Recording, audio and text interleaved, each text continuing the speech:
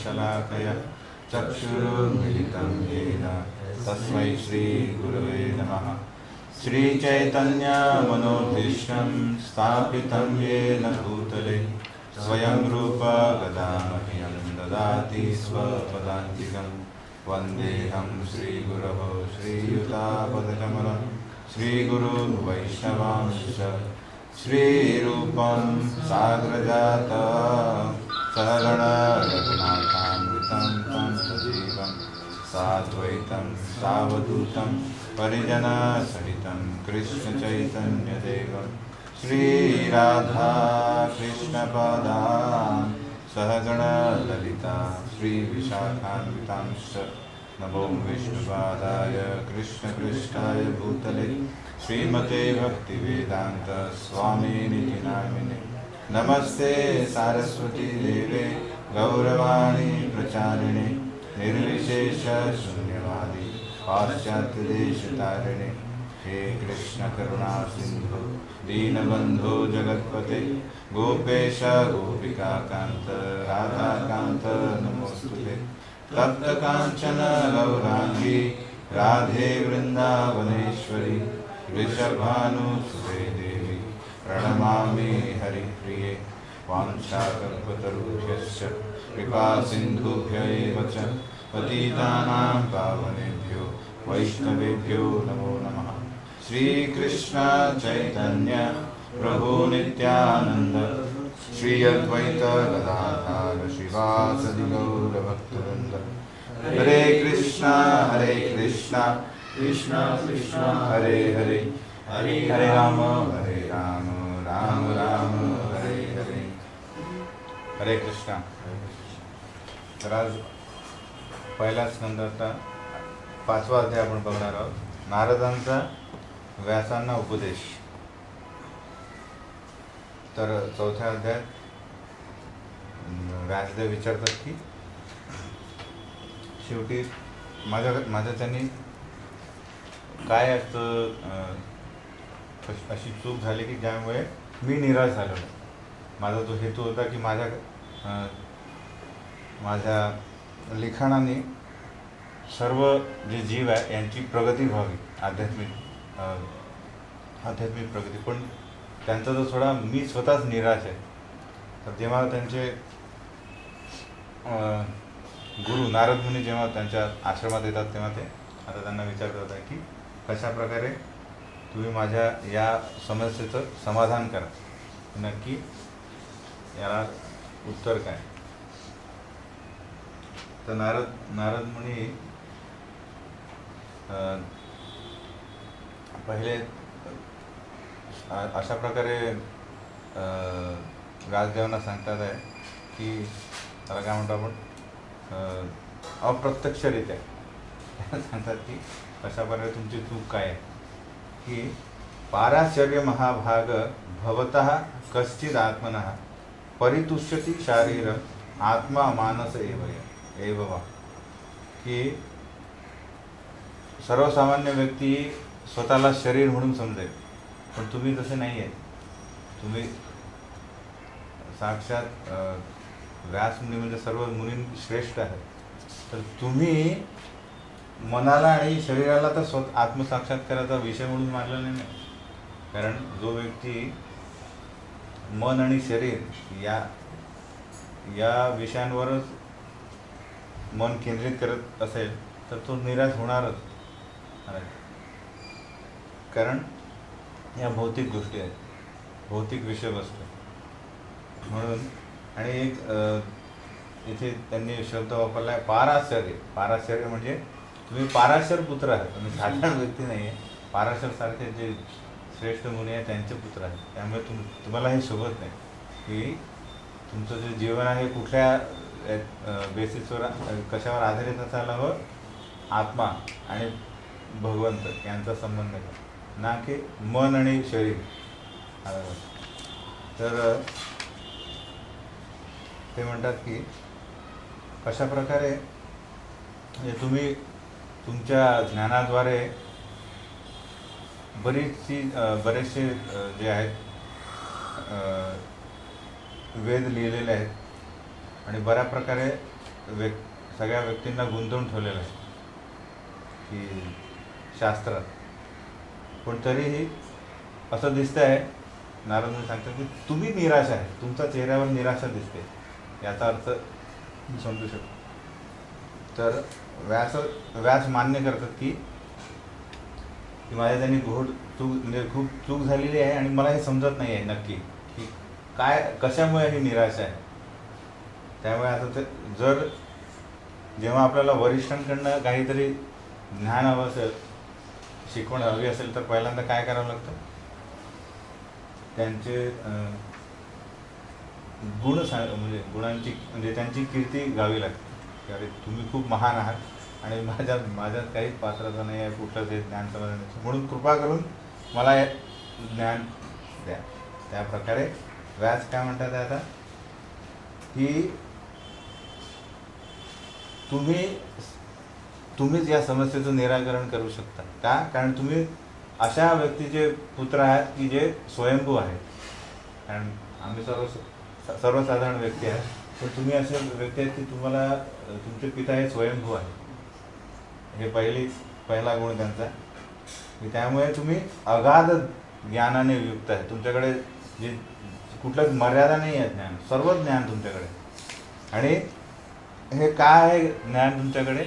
कारण तुम्ही अशा व्यक्तीची उपासना सतत करत असता 24 तास, की जो या भौतिक आणि आध्यात्मिक जगाचा कोण आहे? निर्माता आहे आणि पालन करता आहे या भौतिक जगाचं. त्यामुळे तुम्हाला हे दिव्यत्व मिळालेलं आहे. आणि तिसरा गुण काय म्हणतात ते की तुम्ही कशा प्रकारे मला पूर्णपणे विश्वास आहे की तुम्ही या प्रश्न म्हणजे माझी निराशा दूर करू शकाल.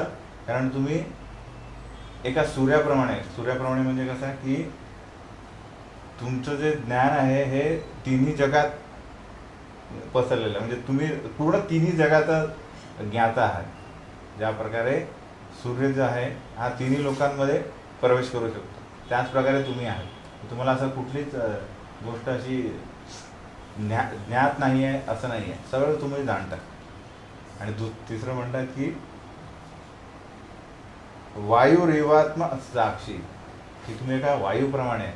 जसा वायू जो आहे हा शरीरात पण प्रवेश करू शकतो, त्याप्रमाणे तुम्ही आहात. म्हणजे एखाद्याच्या अंतःकरणात पण वायू जाऊ शकतो. त्यामुळे त्यांची तुलना व्यासदेव कशाशी करतात? नारदमुनीशी, परमात्म्याशी. की तुम्ही परमात्म्यासारखे आहे की तुम्ही वायूसारखा अंतःकरणात पण प्रवेश करून बघू शकता की नेमकं काय आहे आतमध्ये. त्यामुळे तुम्ही कृपा करून माझ्यात काय कमतरता आहे ती सांगा. मग त्यानुसार मी माझा कल बदलतो, माझं लिखाण बदलतो आणि जेणेकरून मी सर्वांच्या कल्याणार्थ काही कार्य करू शकतो. नारद आता सुरू करतात परत की नारद म्हणतात की भवतान अनुदित प्रायो यशो भगवतो अमलम येणे वासुन तुष्येत मन्ये तद्दर्शनम खिलम. की तुम्ही भगवंतांच्या उदात्त आणि अमल यशाची वास्तविकपणे प्रशंसा केली नाही. पहिलाच स्टेट त्याचं सांगून टाकलं की तुमची काय झालेलं पूर्ण लिखाणात काय आहे, भगवंतांची प्रशंसा राहिली. आणि जे तत्वज्ञान भगवंतांच्या दिव्य इंद्रियांना संतुष्ट करत नाही ते व्यर्थच आहे. दुसऱ्या श्लोकात त्यांनी सविस्तरपणे सांगितलं की यथा धर्मादयाश्चार्थ मुनिवर्यानुकीर्तिता न तथा वासुदेवस्य महिमा ही अनुवर्णिता. की धर्म अर्थ काम मोक्ष यातच तुम्ही सगळ्या लोकांना काय केलेलं आहे? गुंतवून ठेवलेलं आहे. आणि परमपुरुष वासुदेवांच्या महिमेचे वर्णन केलेले नाही. तर या आपल्या पूर्ण भौतिक जगात जेवढा पण 84 लाख जे शरीर आहे, योनी आहेत, त्यात सर्वजण कशात युक्त आहेत? ते सगळ्यांना कशासाठी आलेले आहेत तिथे? की भोग करण्यासाठी, स्वतंत्रपणे. कारण आध्यात्मिक जगात तुम्ही स्वतंत्रपणे भोग करू शकत नाही. तिथे सेवा करणे आहे, आणि त्या सेवेतच आनंद आहे. भगवंतांची सेवा करण्यातच जो जीव आहे हा अत्यानंद प्राप्त करतो, पण जेव्हा ही जी इच्छा प्राप्त झाली या जीवांना, म्हणून ते बद्ध होऊन या 84 लाख शरीरात प्रवेश करतात. आणि त्यात समजा तुम्ही त्यांना परत ही भगवंतांशी त्यांचा जो संबंध आहे तो प्रस्थापित करण्यासाठी जे शास्त्र निर्माण केले नाही, तर काय होईल, ते याच तात्पुरत्या भौतिक जगाला आपलं अस्तित्व म्हणून समजतील की इथेच आपलं अस्तित्व आहे आणि ते तुम्ही केलेलं आहे. कारण जेव्हा तुम्ही परत भगवंतांचा यश आणि कीर्ती सांगाल की तुम्ही काय सोडून आलेला तेव्हा जेव्हा जीवाला जाणीव होईल की ॲक्च्युली मी इथे नुसत्या दुःख भोगतो आहे आणि मी जे सोडून आलो म्हणजे ते मूर्खता आहे, तेव्हा तो आकर्षित होतो. तर व्यासदेवांनी फक्त धर्म अर्थ काम मोक्ष या गोष्टींवर जास्त भर देऊन काय केलेलं आहे, या सर्व जीवांना फक्त या भौतिक जगातच एक बंदिस्त ठेवलेलं आहे. म्हणजे प्रेरणा दिली नाही की यातून बाहेर निघण्यासाठी जास्त म्हणजे तुम्ही प्रयत्न करावा. पृथ्वी तलावर आहे तर मग स्वर्गात जाऊ शकाल किंवा ब्रह्मलोकात जाऊ शकता किंवा आपल्या ब्रह्मज्योतीत जाऊ शकता, पण भगवंतांच्या म्हणजे गोलोक वृंदावन आणि त्यांच्या वैकुंठाची किंवा तिथल्या तिथे भगवंत कुठल्या प्रकारे आपल्या सेवकांना सेवा देतात आणि अति आनंद देतात त्याबद्दल कुठलंच वर्णन केलेलं नाही. किंवा भगवंत या भौतिक जगातून कुठल्या लीला करतात आहे, तशा प्रकारे सर्व जीवांना काय करतात आहे, आकर्षित करतात, याची कुठली नोंद नाही आहे तुमच्याकडे. म्हणून आता 2 श्लोकात नारद मुनी काय सांगतात आहे, 2 लेख जे आहेत याबद्दल सांगतात आहे. एक काय की जे भौतिकवादी लोकांसाठी आहे की ज्यात कुठल्याच प्रकारे भगवंतांचा म्हणजे विषय नाही आहे, असे जे लेख आहेत, असे जे पुस्तक आहेत, त्याला काय म्हणतो आपण, साहित्य, असे जे साहित्य आहे, ज्या साहित्यात फक्त या भौतिक जगाबद्दलच सांगितलेलं आहे, त्यात भगवंतांचा काही समावेश नाही, अशा साहित्यांची तुलना त्यांनी केलेली आहे की जिथे कावळे जमा होतात. की कावळे जमा होऊन काय करतात, ते अतितुच्छ अशा विषयांवर चर्चा करतात. म्हणून अशा ठिकाणी जे भगवत भक्त आहे परमहंसासारखे ते कधीच आकर्षित होत नाही अशा साहित्यांकडे, पण कर्मी लोक हे या साहित्याकडे जातात. जसं आपण बघू की जेव्हा रस्त्यावरून उकिरड्याची म्हणजे ती BMCची गाडी झाली असते, कर्तव्याची गाडी, त्यावर कोण आढळतात, कावळे आढळतात. तिथे तुम्हाला कधीच परमहंस म्हणजे हंस वगैरे जाताना दिसणार नाही. तर हंस वगैरे, तर दुसरं जे एक साहित्य आहे की ज्यात काय, तद्वाग विसर्गो जनताग विप्लवो यस्मिन प्रतिश्लोकम अबध्यवती अति अपि नामानि अनंतस्य यशो अंकितानि यत् शृण्वन्ति गायन्ति गृह्णन्ति साधः. की हे जे दुसरं साहित्य आहे ज्यात भगवंतांच्या नाम, यश, कीर्ती, लीला यांच्या दिव्य महात्म्यांचे वर्णन केलेले आहे. यात काही काय म्हणतो आपण त्याला, लिखाणात काही चुका पण झाल्या असतील तरी जे शुद्ध भक्त आहे ते काय करतात, त्यांना पूर्णपणे या साहित्यांचा स्वीकार करतात आणि त्यांचं श्रवण आणि गायन करतात. त्यात ते कुठल्याच प्रकारे त्रुटी बघत नाही की हे नाही आहे.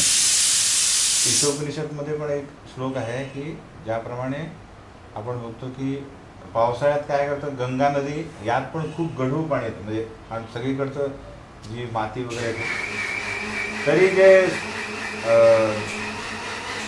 शुद्ध भक्त आहेत ते गंगेचं महत्त्व जाणतात आणि ते कुठल्याच प्रकारे त्यात भेदभाव नाही करत. त्यांना माहीत आहे की गंगा पवित्र आहे, तरी त्यात आता काय बुडबुडे दिसतात आणि चिखल आहे, म्हणजे पाणी स्वच्छ दिसत नाही, तरी ते त्यात आंघोळ करतात. कारण त्यांना माहीत आहे की आमचं आत्मशुद्धीकरण होत आहे. कारण हे जे जल आहे, हे पाणी जे आहे, हे भगवंतांच्या चरणाला टच करून आलं, स्पर्श करून आलं, त्यामुळे त्यात ती कीर्ती त्यांना माहीत आहे. त्यामुळे ते बाह्यरित्या ज्या गोष्टी आहेत, जे कर्मी लोक जे आहेत, भौतिकवादी लोक त्वरित बघतील, त्यात ते काय लक्ष देत नाही.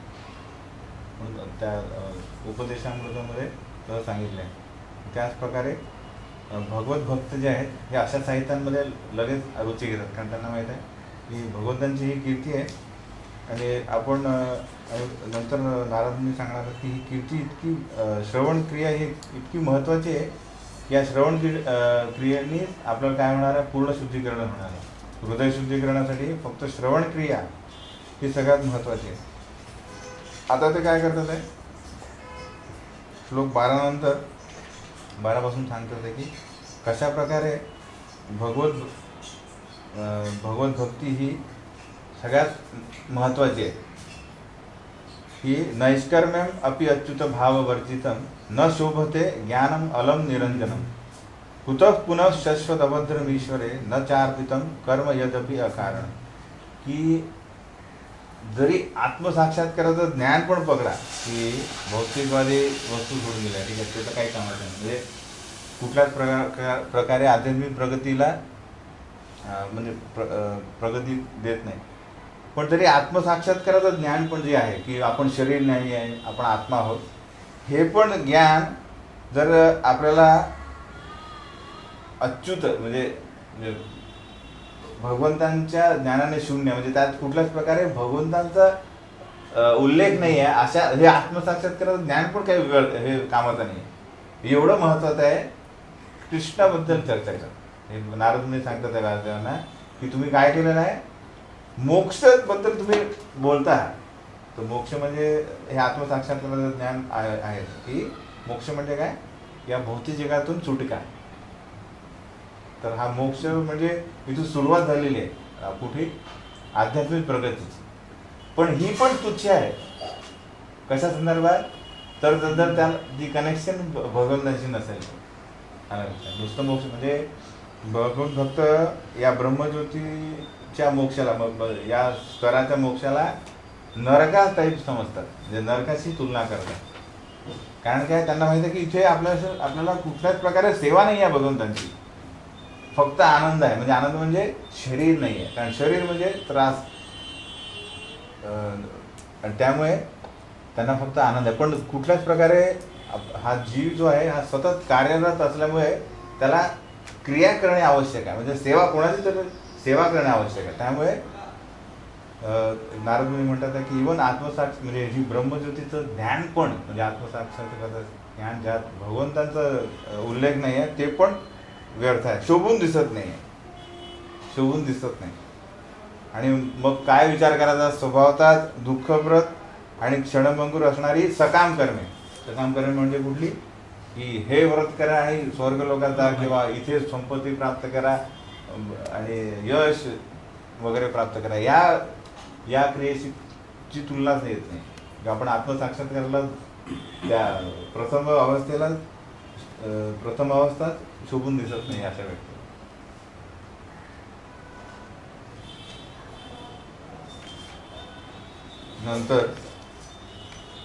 नंतर नारदमुनी सांगतात की ही जी भगवंतांविषयीची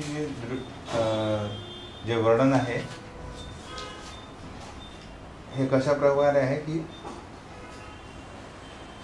ज्याप्रमाणे भगवंतांशिवाय दृष्टीने स्वतंत्र असे जे काही आपण वर्णन करू, म्हणजे भगवंत इथे आहे आणि त्यांच्या व्यतिरिक्त इतर सर्वांचे वर्णन केले सर्व गोष्टींचे, त्याचा परिणाम असा होतो की अनेक रूपे, नावे आणि फळे समोर येतात. त्यामुळे मन ज्याप्रमाणे वारा आश्रयहीन होडीला ओढत जातो त्याप्रमाणे विचलित होईल. म्हणजे म्हणत अर्थ काय की भगवंतांशिवाय तुम्ही कुठल्याही विषयाला घेऊन चर्चा करत बसला तरी तुम्हाला संतुष्टी मिळणार नाही, म्हणजे मन नेहमी विचलित होणार, जसं तुमचा आता झालं. हे याची तुलना कशाशी केली आहे, एक बोट आहे भली मोठी, पण त्याला काय कुठे अँकर नाही आहे, त्यामध्ये हवेने काय होईल, विचलित होत राहते. तर भगवंतांची जी श्रवण क्रिया जी काय आहे त्याला अँकरला काय म्हणू आपण, बोट, हां नाही जे बोट हवेने दुसरीकडे जाऊ नये म्हणून ते काय करतात, नांगर ते लावून ठेवतात, त्यामुळे हवे पण आली तरी ती बोट तिथे जाते. तर त्या प्रकारे ही तुलना केलेली आहे. की इतर कुठलीही गोष्ट स्वतंत्रपणे किती निगूटपणे किती प्रावीण्याने तुम्ही चर्चा केली तरी मन हे काय नेहमी असंतोष राहील मनात. आणि शेवटी आता त्यांना काय करतात ते त्यांच्या पूर्ण कार्यकिर्दीला ते धुतकारतात, घृणास्पद लिहितात. ते काय म्हणतात, जुगुप्सितम धर्मकृते अनुशासता स्वभावरक्तस्य महान व्यतिक्रम यद्वाक्यतो धर्म इति तरस्थितो न मन्यते तस्य निवारणम द्या. ही ॲक्च्युली काय आहे की तुम्ही एक लीडर आहात, तुम्ही पुढारी आहात. पुढारी म्हणजे कसे आहेत की लोक काय करतात, आपण बघतो की सिनेमा स्टार कुठले हेअरस्टाईल करतात तर सगळे बाकी नवीन पिढी काय करतात तीच हेअरस्टाईल करतात, किंवा एखादी ड्रेस टी शर्ट वगैरे तसंच होतं. त्या प्रकारे जे लीड म्हणजे जे पुढारी आहेत त्यांचं जे कर्तव्य असतं की व्यवस्थित मार्गावर चालणे, कारण त्यांना माहीत आहे ते जे जसे वागणार तसेच त्यांची प्रजा वागेल. तर तुम्ही काय करता इथे सर्वसामान्य लोकांमध्ये जी भोग करण्याची वृत्ती ॲक्च्युअल आधीपासूनच आहे त्याला तुम्ही प्रोत्साहन देत आहे तुमच्या शास्त्रानुसार. आणि धर्माच्या नावाखाली तुम्ही काय करता आहे त्यांना लायसन्स देत आहे की करा भोग आलं पाहिजे. आणि ते काय करतील, त्याला गिल्टला काय म्हणू आपण की विदाऊट गिल्ट कुठल्याच प्रकारे पश्चाताप नसेल त्यांना की अरे मी हे करतोय जे काय. कारण हे त्यांनी सांगितलंय, व्यासदेवांनी सांगितलं, त्यामुळे तुमच्या नावाखाली ते काय करतील, तुमचं नाव सांगतील यांनी सांगितलं त्यामुळे आम्ही करतो. त्यामुळे तुमचं हे जे सर्व कार्य आहे हे घृणास्पद आहे आणि अत्यंत अयोग्य आहे की तुम्ही तुमच्या कुठल्याच काव्यात कुठल्याच साहित्यात संपूर्णपणे या भगवंतांच्या लीलांचे गुणगान केलेलं नाही.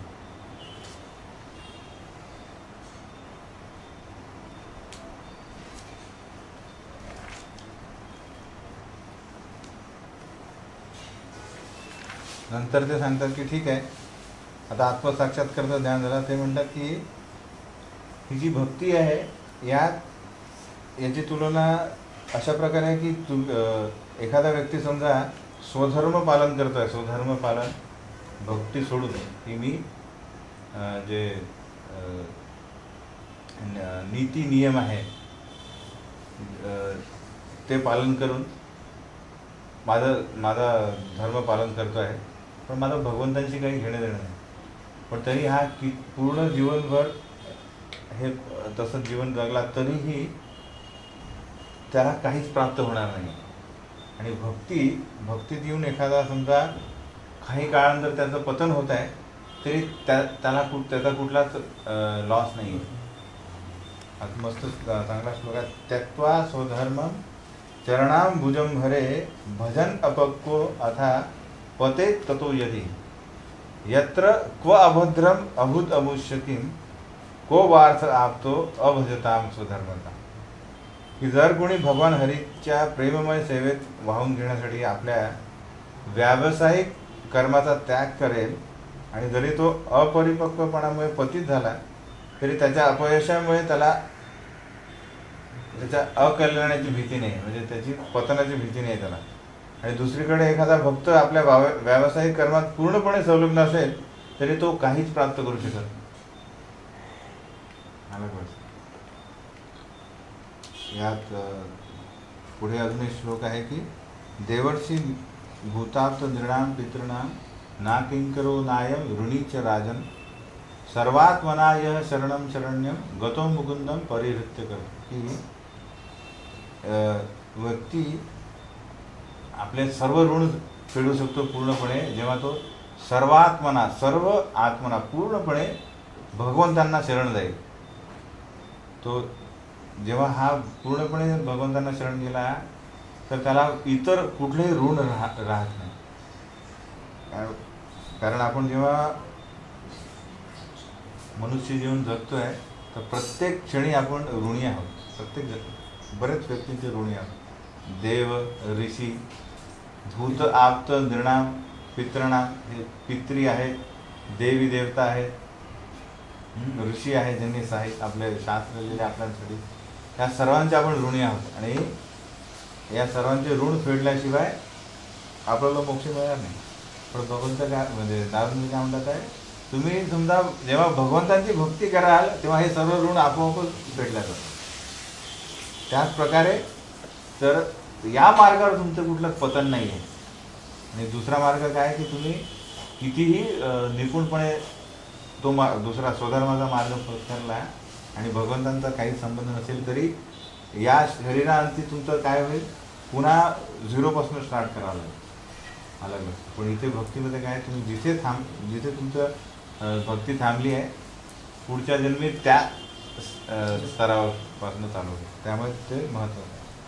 आणि आता ते सर्व जनसामान्यांना नारद मुनी एक उपदेश करतात आहे व्यासदेवां थ्रू की तस्तेव हेतो प्रयतेत कोविदो न लभ्यते यद भ्रमताम उपर्यदः तल्लभ्यते दुःखवत अन्यतः सुखम कालेन सर्वत्र गभीर रम्हसा. की जो बुद्धिमान व्यक्ती आहे त्यांनी कसं वागावं, कुठल्या ध्येयासाठी जगावं, असा कुठलाच त्याचं गोल नसावा, त्याचं लक्ष नसावं की जे लक्ष फक्त या कुठपर्यंत आहे, ब्रह्मलोकापर्यंत आहे. म्हणजे पाताळ लोक टू ब्रह्मलोक या मर्यादेत त्याचं लक्ष नसावं. कारण काय,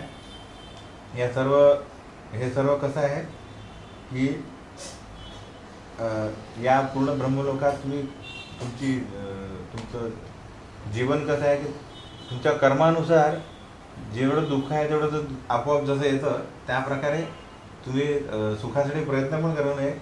कर्मानुसार जसं दुःख येतं तसं सुख पण आपोआपच येईल. पण व्यक्तीने कुठला प्रयत्न करायचा की जे या पूर्ण 14 ब्रह्मांडात जे नाही मिळत ते लक्ष प्राप्त करायचं. म्हणजे आपलं जे वास्तविक आपली जी स्थिती आहे भगवंतांची जी सेवा करतो आपण ते लक्ष गाठण्याचा प्रयत्न करायचा. तो त्याला म्हणतात बुद्धिमान माणूस, जो या तात्पुरत्या सुखाच्या मागे पळत नाही आहे. तो असा लक्ष गाठतो आहे की जे या 14 लोकात मिळणार नाही आहे. तर हे आपल्या सर्वांना जनसामान्य सांगतो तसं.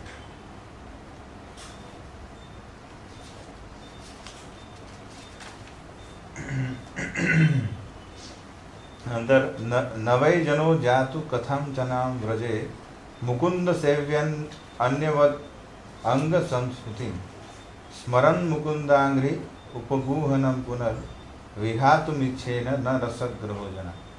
जर अशा व्यक्तीचा जो भक्ती करतो आहे आणि कशा प्रकारे मायेच्या प्रभावाने त्याचं पतन झालं तरी तो काय साधारण सकाम कर्मी जो आहे त्याच्याप्रमाणे त्याला परिणाम भोगावे लागतात का, तो नाही.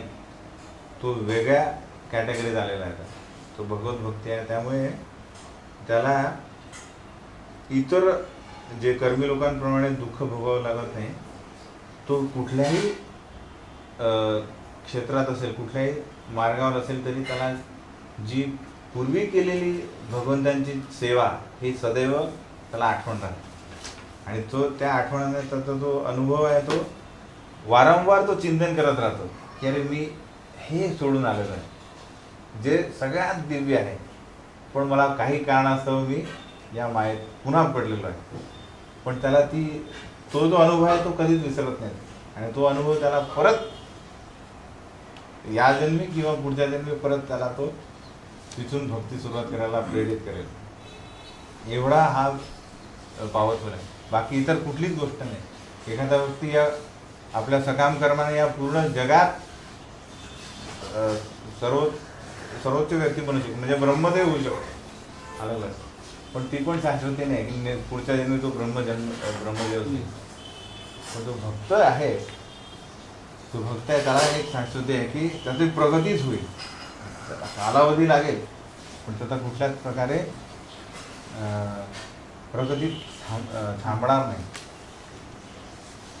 एवढं सगळं सांगितल्यानंतर भक्तीबद्दल सांगतोय तर साधारण होईल ना की नाही की अरे तुम्ही खूप सांगताय की काय म्हणतात त्याला थेरी सांगताय की अरे भक्ती अशी आहे आणि तुम्ही जे सकाम कर्मे आहेत हे असे आहेत. सकाम कर्मे नेहमी आपल्याला बद्ध ठेवतील आणि भक्ती आपल्याला पूर्णपणे मुक्ती देणार आहे. तर काही उदाहरण सांगा.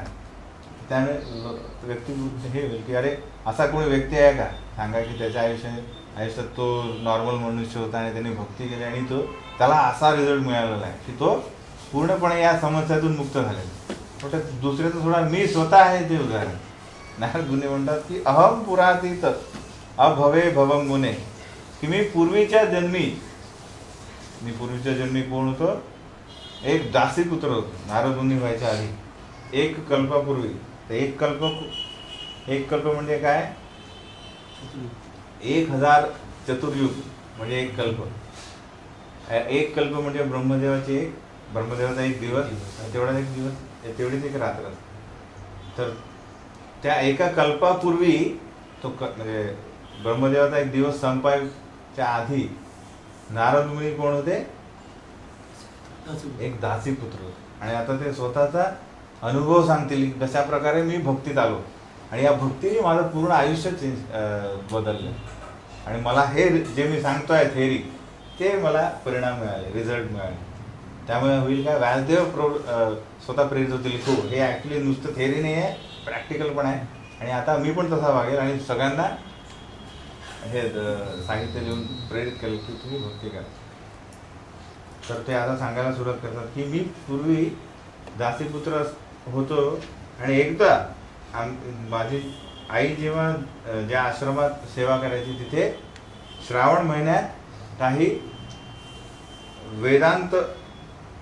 काही वेदांतीच आले, म्हणजे संन्यासी आले की चातुर्मासात ते त्या आश्रमातच वास्तव्य करणार होते. आणि त्यामुळे माझ्या आईला ती सेवा मिळाली की त्यांची सेवा करणे. आणि माझ्या आईसोबत मी पण त्यांची सेवा करायचो. आणि आता ते स्वतः सांगतात की माझी अवस्था काय होती की मी साधारण बालक नव्हतो, इतर बालकांप्रमाणे मी नव्हतो. इतर बालक काय सतत खात राहते, म्हणजे काही हे नसेल इंद्रिय निग्रह. माझी पूर्ण इंद्रिय संयमित होती. आणि इतर बालक नुसती खेळत राहतील, दिवस रात्र खेळत राहतील. पण माझा तशा प्रकारे कुठल्याच खेळात माझी रुची नव्हती. आणि जनरली आपल्याला धाक देऊन मुलांना आज्ञाकारक करावं लागतं की हे त्यांना धाक दाखव. मी मूळचाच आज्ञाकारक, म्हणजे पूर्वीपासून मी आज्ञाकारक होतो. आणि चौथी गोष्ट म्हणजे मी जेवढं हवं तेवढंच बोलायचं. नाही तर आपण बोलतो की लहान मुलं काय बोलत राहतात, बडबड करत राहतात. पण मी अशा प्रकारे असाधारण बालक होतो. आणि त्यामुळे काय झालं, हे जे वेदांती होते यांना मी लगेच आकर्षित झालो. कारण जनरली हे जे साधू लोक म्हणजे जे संन्यासी आहेत हे वायफळ चर्चेत कधीच लक्ष घालणार नाही. कारण त्यांचं मन काय, त्यांनी का बरे हा मार्ग पत्करला आहे की त्यांचं पूर्णपणे मन हे भगवंतांच्या लीलांमध्ये संलग्न व्हावं. म्हणून ते इतर ग्राम्य कथा किंवा इतर विषयवस्तूंवर कधीच लक्ष देणार नाही. पण यांनी बघितलं की हा एकदम निरागस बाळ आहे की हा कुठल्याच प्रकारे स्वतः विचलित नाही आहे, त्यामुळे आपल्याला विचलित करणार नाही. त्यामुळे त्यांची कृपा या मुलावर स्वाभाविकच प्राप्त झाली. आणि नंतर एकदा उच्चिष्ट लेपान अनुमोदितो द्विजय, की यांचा प्रसाद झाल्यानंतर मी त्यांना विचारून त्यांचं उच्चिष्ट खाल्लं. आणि साधारण ते खूप त्यांच्या हृदयात खूप दया होती. त्यामुळे त्यांनी मला अनुभूती पण दिली की ठीक आहे तू घे. आणि त्या उच्चिष्ट खाल्ल्याने काय माझ्यात बदल झाले, हे बदल खूपच महत्त्वाचे आहेत. की एवं प्रवृत्तस्य विशुद्ध चेतसा तद्धर्म एवात्म रुची प्रजाय, की ते उच्चिष्ट खाल्ल्याने त्या संन्यासांची जी रुची होती भगवंतांच्या सेवेत आणि तीच रुची माझ्यात निर्माण झाली.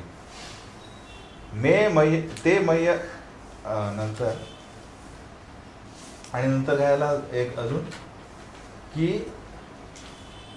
नंतर मी त्यांच्यासोबत सतत कृष्णकथा श्रवण करत होतो. ती भगवंतांबद्दल श्रवण करण्याची जी माझी गोडी निर्माण झालेली आहे ती पावलोपावली वाढत गेली. सतत मी त्यांच्या सोबत असायचो, श्रवण करायचो, तर मला हे आवडायला लागलं. जनरली लहान मुलगा म्हणजे एक 5-6 7-8 वर्षाच्या मुलाला ही गोडी निर्माण होणार नाही, पण हे माझ्याप्रमाणे झालं. आणि नंतर ही गोडी निर्माण झाल्यानंतर काय झालंय की मला हे माहीत पडलं की मी किती अज्ञानी आहे, म्हणजे अज्ञानात आहे मी सध्या, की यांच्या यांनी जे ज्ञान प्रदान केलं, उपदेश देतात, त्यानंतर मला कळत आहे की हे स्थूल म्हणजे बाह्य शरीर आणि जे सूक्ष्म शरीर मन बुद्धी हे मी अज्ञानाने स्वीकारलं आहे. अज्ञानाच्या कारणाने, म्हणजे जर ज्ञानी असतो मी तर हे स्वीकारलंच नसतं. ठीक आहे नाही, एक समाजात व्यक्ती राहणार आहे, तो कधीच प्रेरित होणार नाही की तुरुंगातली जी पट्ट्याची टी शर्ट आणि पायजामा आणि टोपी घालायला, हो की नाही, कारण मी घालतो मस्त दिसतं आणि त्यात नंबर पण असतो. आला का? तर अज्ञानापायी तो जाईल की नाही, मी मला असा हा ड्रेस पाहिजे, पण त्या ड्रेससाठी तुला हे कार्य करावं लागेल. तर तू म्हणलं नाही, त्याच्यासाठी काही पण करेल मी. हे अज्ञानापायी मी हे शरीर जे नुसतं समस्याला कारणीभूत आहे. ती टोपी आणि ते ड्रेस घालण्याने काय होईल, तुरुंगात राहावं लागेल, काय खायला व्यवस्थित नसेल आणि काम करावं लागेल बिना पैशाचं. तर अशा प्रकारे यांना ह्या बालपणात त्यांना माहीत पडलं की हे मी जे पूर्ण 84 लक्ष योनीमध्ये सगळ्यांची समजूत काय की मी एकतर शरीर आहे आणि थोडं ज्ञान थोडं जास्त प्रगत असेल तर मी नाही, मन आहे, अहंकार आहे, अलग सूक्ष्म थोडं झालं. पण ते पण काय झालेलं आहे, एक अज्ञान झालेलं आहे, म्हणजे अज्ञानी व्यक्ती आहे. पण हा व्यक्ती काय एवढा लहान असून आणि त्याला हे कळालं की मी आणि भगवंत हे दोघेही दिव्य आहे, आणि अज्ञानापायी मी या स्तरावर आलेलो आहे. हे शरीर आणि स्थूल आणि सूक्ष्म शरीर धारण केलं. आणि झालं काय, या प्रकारे हा इतपत माझी प्रगती झाली. आणि पावसाळा संपला. पावसाळा संपल्यानंतर काय झालं, हे जे थोर व्यक्ती आहेत हे आपल्या प्रचारासाठी निघून गेले. आणि प्रचाराला निघून त्याच्यापूर्वी म्हणजे हे जेव्हा मला कळालं की मी आणि भगवंत दिव्य स्वरूपी आहे, तेव्हा माझ्यात जो थोडाफार रजोगुण आणि तमोगुण होता हा प्रभाव नष्ट झाला पूर्णपणे. आणि पूर्णपणे मी सप्तगुण झालो. थोडा जो किंचित माझ्यात हा रजोगुण आणि तमगुण होता याचा पूर्णपणे नाश झाला. का तर या भगवंतांबद्दल यांच्याकडनं श्रवण झालं, म्हणजे व्यवस्थित वक्ता, म्हणजे जो परंपरेतून आलेला व्यक्ती आहे त्यांच्याकडनं आपण भगवंतांची जेव्हा लीला श्रवण करतो तेव्हा हा फरक पडतो अलग. त्यामुळे हे आवरण नष्ट झाली. आणि मी त्यांचे जे त्यांनी जे नियम सांगितले होते की अशा प्रकारे ध्यान करावे, अशा प्रकारे हे श्रवण करावे, वाचन करावे, याचा मी काटेकोरपणे नियमाचं पालन करायला सुरुवात केली.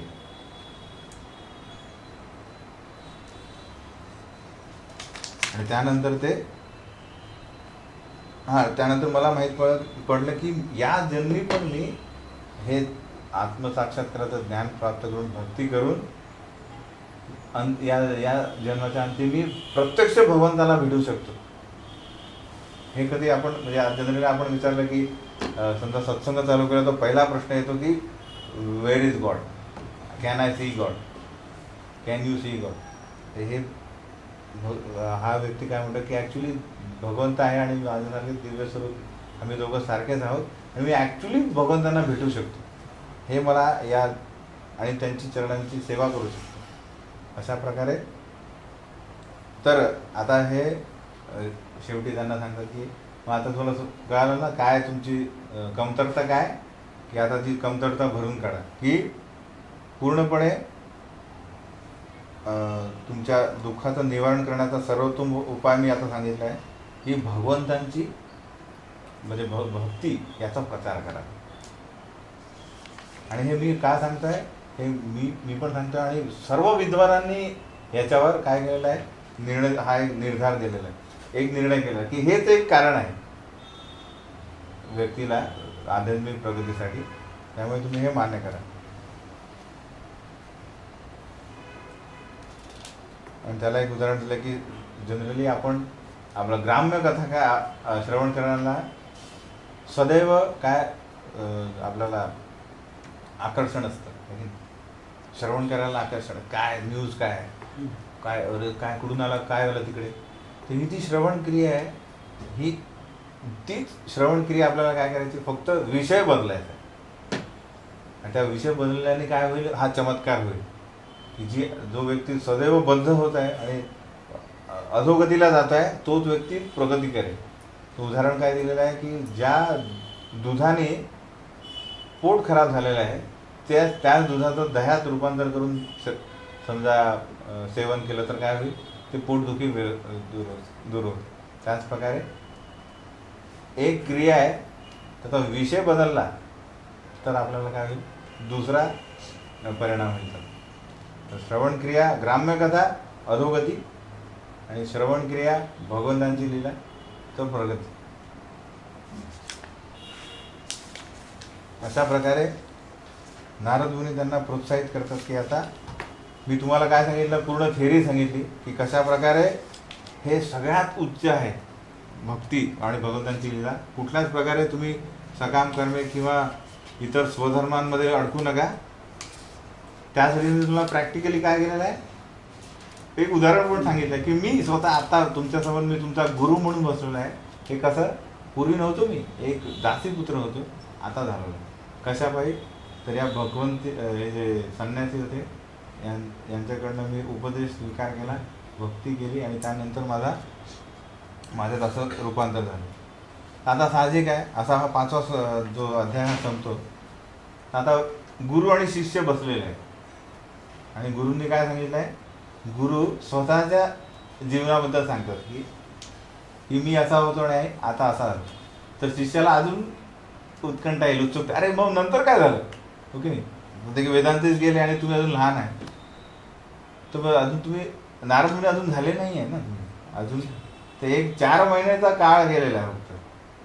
तर नंतर काय झालं, ही उत्सुकता व्यासदेवांना अजून निर्माण झाली. म्हणून आता 6व्या अध्यायात नारद आणि व्यास संवाद सुरू होत आहे की नंतर तुम्ही काय केलं. तर ही साहजिक आहे, सर्व शिष्यांना ही उत्सुकता असते की आपल्या गुरूंनी कशा प्रकारे भक्ती केली आणि प्रगती केली, ओके नाही.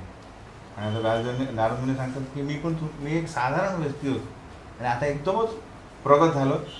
तर सर्व शिष्यांना काय वाटतं की मी पण माझ्या गुरुसारखा व्हावा, की जसं एखादा मुला वाटतं मी बाबांसारखा होणार, साहजिक आहे. त्याचप्रकारे शिष्याला पण वाटतं मी गुरूंसारखा प्रगत व्हावं. मग त्यांनी जे केलं तेच मी करेल. मग तुम्ही काय केलं ते विचारण्याला सुरुवात करतात. तर व्यासदेव विचारतात की आता तुमचा हा नारद मुनी म्हणून जन्म प्रारंभ त्याचा सुरुवात होण्यापूर्वी जेव्हा हे 4 साधू म्हणजे साधू गेल्यानंतर तुम्ही तुमचं उर्वरित जीवन कसं जगले, म्हणजे त्यात काय केलं तुम्ही, त्याबद्दल मला सांगा, मी खूप उत्सुक आहे ऐकण्याला.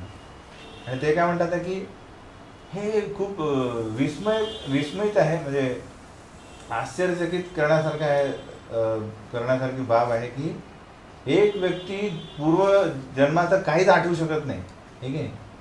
आपल्याला काय आठवतं का पूर्वजन्मी आपण कोण होतो पासून सुरुवात आहे. तर तुम्हाला एवढं सगळं कसं माहिती आहे, आणि तुम्ही सांगता की एक कल्प म्हणजे 1000 चतुर्युग गेलेले आहे, त्यानंतर तुम्हाला हे सगळं कसं काय माहिती आहे, हे की नाही. अलग लक्षात की हा एवढा मोठा कालावधी गेल्यानंतरही तुम्हाला एवढं सगळं माहीत कसं आहे ते आम्हाला सांगा. म्हणजे नक्की काहीतरी तुम्ही असा मार्ग काय भक्ती अशी केलेली आहे की ज्यामुळे तुम्हाला हे दिव्य शरीर मिळाले, त्याबद्दल कृपा करून सांगा. तर नारद आता सांगायला सुरुवात करतात की ते महान साधू परत गेल्यानंतर मी आपल्या नॉर्मल रुटीनमध्ये चालू केली सेवा, माझ्या आईसोबत सेवा करायची. आणि माझ्या आईला बाकी दुसरं कोणी नसताना, त्यामुळे तिने काय केलं, मला पूर्ण स्नेहाने बांधून ठेवलं, की कारण एक दुसरा आश्रय नाही आहे, त्यामुळे दोघंही पूर्णपणे एकमेकांवर आश्रित होते. असं होत असताना एकता निर्गताम गेहात दुह्यंती निशी गामपथी सर्पो दशत पदात स्पृष्ट कृपणाम काल चोदिता. की काळाने प्रेरित झालेल्या एका सर्पाने एकदा काय केलं, की माझी आई एकदा सायंकाळी एका गाईचं दूध काढायला गेली असताना काळ जो आहे, काळ पुरुष, त्यांनी प्रेरित केलेला सर्पाने तिला दंश आणि ती तिथेच मृत्यू पावली. तर आता एक साधारण मनुष्य अशा स्थितीला काय बघेल, म्हणजे हे असं कसं होऊ शकतं ऑब्व्हियसली. तर हे काय म्हणतात की मी या गोष्टीला भगवंतांची कृपा मानली आणि जे नेहमीच भक्तांचे कल्याण करणारे आहेत भगवंत, त्यामुळे मी भगवंतांची ही कृपा केली. म्हणजे त्यांच्या आता अंडरस्टँडिंग भगवंतांची भगवंतांबद्दल काय झालेली आहे, की भगवंत कधीच आपल्या भक्ताचं वाईट करणार नाही. जसं एक साधारण उदाहरण आहे, की माझ्या हातात मोबाईल आहे आणि मला एक मोठी भेट कोणीतरी देणार आहे, तर हा मोबाईल तर खाली ठेवावा लागेल की नाही. पण आपण उदाहरण, माझा मोबाईल खाली ठेवला, पण तो मोबाईल ठेवल्यानंतर तो दुसरं येणार आहे काही, आणि त्याला एक कारणीभूत, म्हणजे जोपर्यंत हा मोबाईल खाली ठेवत नाही तोपर्यंत तू ते स्वीकारू शकत नाही. तर भगवंत जेव्हा काही घेतात तेव्हा काहीतरी देण्याचा प्लॅन आहे नंतर, अलग. तर हे बघणारा तो भक्त अलग. ती श्रद्धा. तर अजूनपर्यंत आपण अनर्थ निवृत्तीच्या पातळीवर आहे अलग. आपल्याला सगळं काय दिसतं की मला त्रास होत आहे तर त्यामुळे ती निष्ठा हे काय शब्द काय तो, की निष्ठा हे आपण बघू शकतो की जशी गृहस्थांमध्ये म्हणजे पती पत्नीमध्ये एक निष्ठा असते, की कितीही भांडण झाले, कितीही काय झालं तर त्यांना माहीत असते की नाही, आपण एक वचन दिलेलं आहे एक फायर सॅक्रिफाईसमध्ये, की नाही आपण सोबत राहणार. आणि त्यामुळे ते निष्ठा एक आहे अलग. काही झालं तरी म्हणजे वादविवाद होतात आहे, काही मतभेद होत असतील तरी एक निष्ठा राहते. तर ती स्टेज आपली आलेली नाही अलग. जेव्हा तो अनर्थ निवृत्तीतून आपण प्रगत होऊन निष्ठेत जातो, तेव्हा आपल्याला काहीही झालं तरी आपल्याला एक ती माहिती आहे की माझा हा मार्ग तर माझा हाच आहे. जसं उदाहरण दिलं जातं की प्रभुपाद हे प्रयत्न करत आहे 40 वर्षीय काय इस्कॉन म्हणजे एक संघटना चालू करायची भक्ती, की लोक यावे आणि भक्ती चालू करायची, की हरे कृष्ण महामंत्र रोज जप करणे, लोकांनी शास्त्र पठण करणे, यासाठी एक संघटना चालू करायची 40 वर्ष. प्रत्येक त्यांचा जो प्रयत्न आहे तो असफल ठरतो. प्रत्येक कोणी ना कोणी काहीतरी. झाशीमध्ये त्यांना एक मिळतं एक मोठी जागा, एक आश्रम टाईप. प्रभुपाद फुल प्लॅनिंग करतात आणि त्यात मेयरची एक पत्नी येते आणि ती म्हणते नाही तिथे आम्ही महिला समिती उघडणार आहे.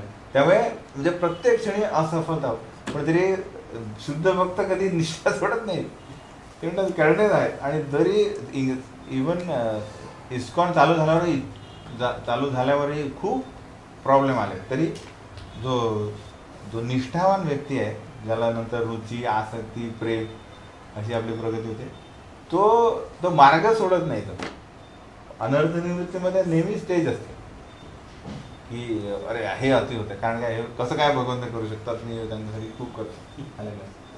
तर हा व्यक्ती जो आहे ना, आता जो नारद छोटे बालक आहेत, त्यांना ही निष्ठा आहे की भगवंतांबद्दल मी ऐकलं की सदैव ते भगवंतांचं कल्याणच करत. त्यामुळे याचा हे काळ प्रेरित आहे.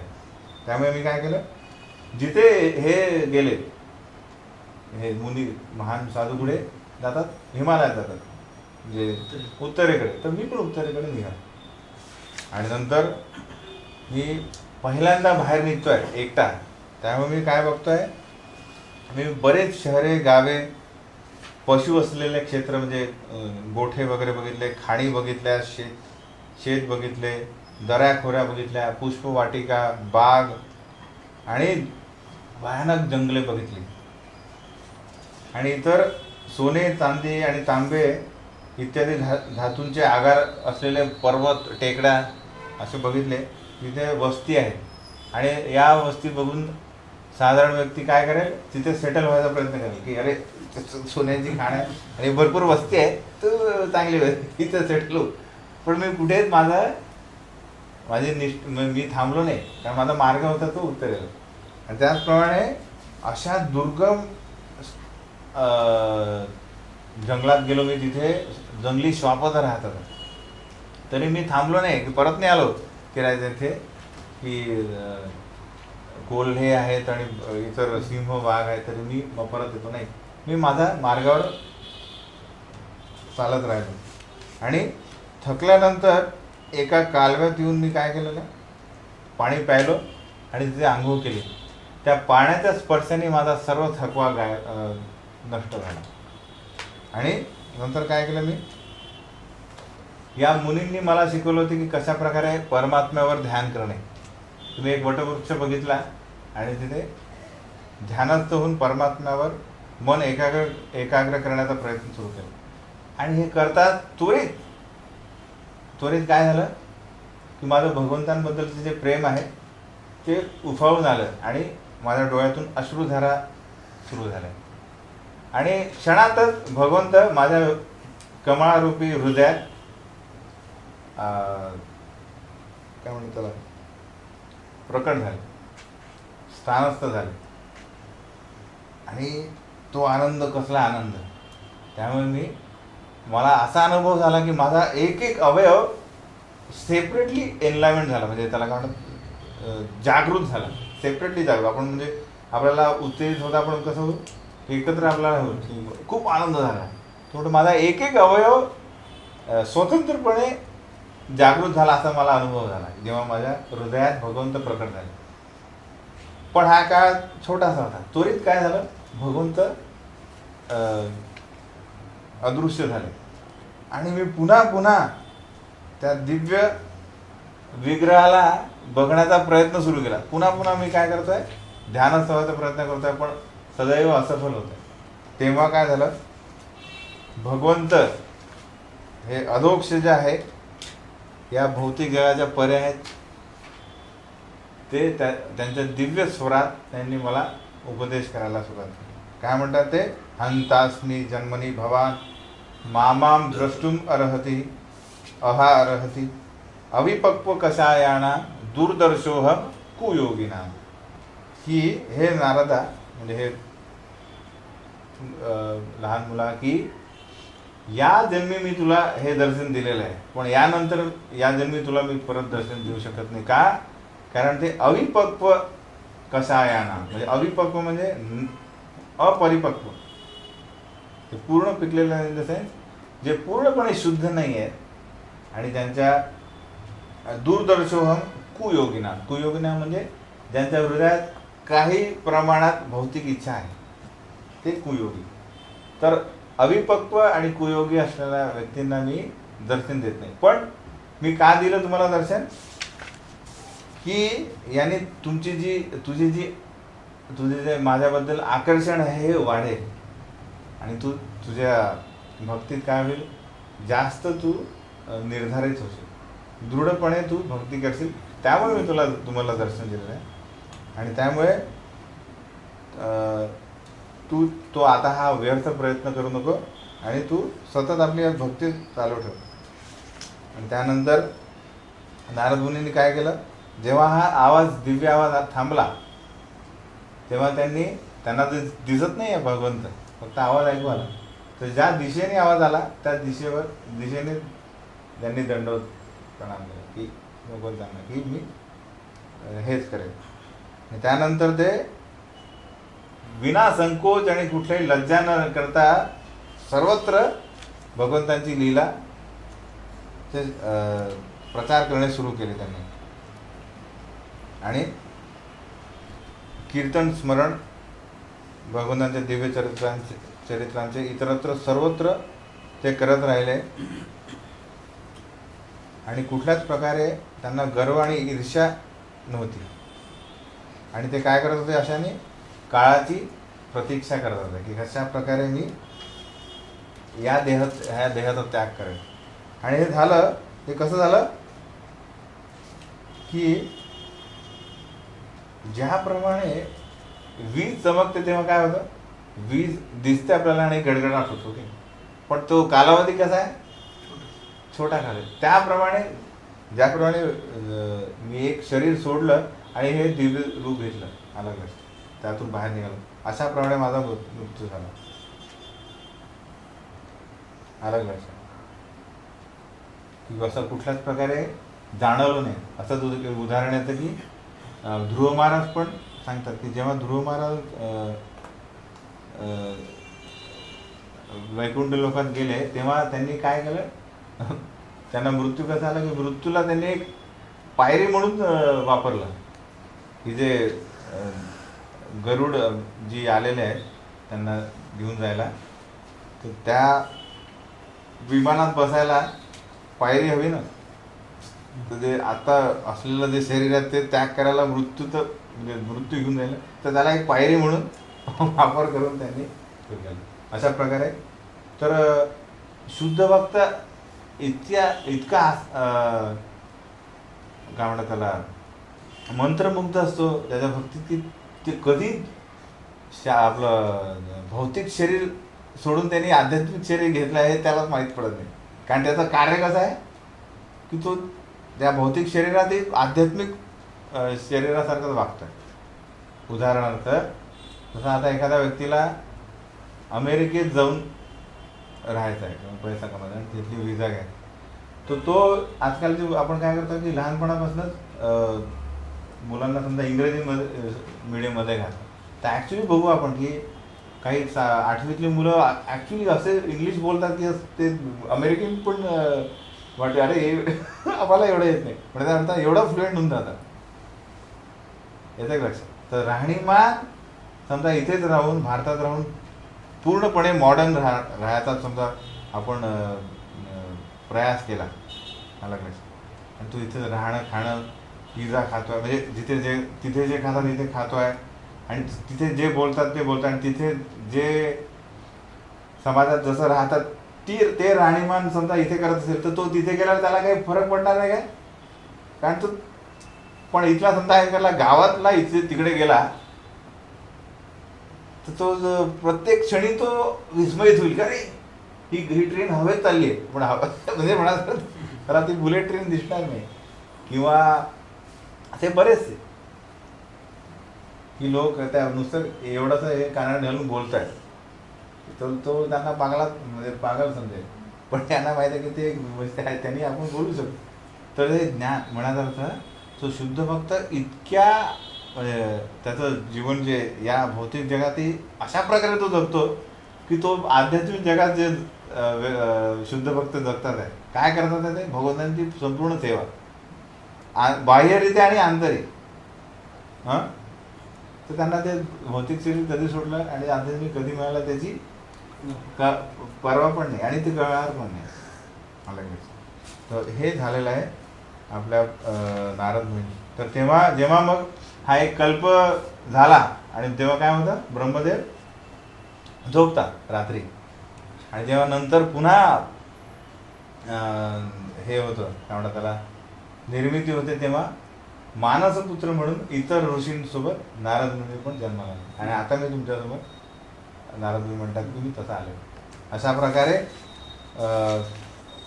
नारद मुनी काय करतात, प्रेरणा देतात की आता मी पूर्ण सांगितलं आहे तुम्हाला की कशा प्रकारे तुमची चूक काय आणि कशा प्रकारे ही भक्तियोग हा म्हणजे भगवंतांची लीलाचा प्रचार करणे हे सगळ्यात उत्तम आहे प्रगतीसाठी. आणि त्याचं उदाहरण मी सांगितलं आहे. त्यामुळे त्वरित काय करा तुम्ही आता फक्त भगवंतांची लीला असणारा असं साहित्य आहे की त्यात कुठल्याच प्रकारे कैटव धर्म आला पाहिजे नाही की हे केल्याने हे मिळेल, हा म्हणजे कैटव धर्म आला. कुठलीच प्राप्ती काही केल्याने काही प्राप्त होणार आहे याला म्हणतात कैटव धर्म. तर याचा उल्लेखही नसायला हवा. असं साहित्य राहायला सुरुवात करा त्यामुळे तुम्ही स्वतः सुखी व्हाल, आनंदी व्हाल, संतुष्ट व्हाल आणि तुमचं साहित्य वाचून इतरांची प्रगती होईल. अशा प्रकारे हा 6व्या अध्याय पण संपतो. आपण 7वा अध्याय बघू पुढच्या वेळेस. हरे कृष्ण.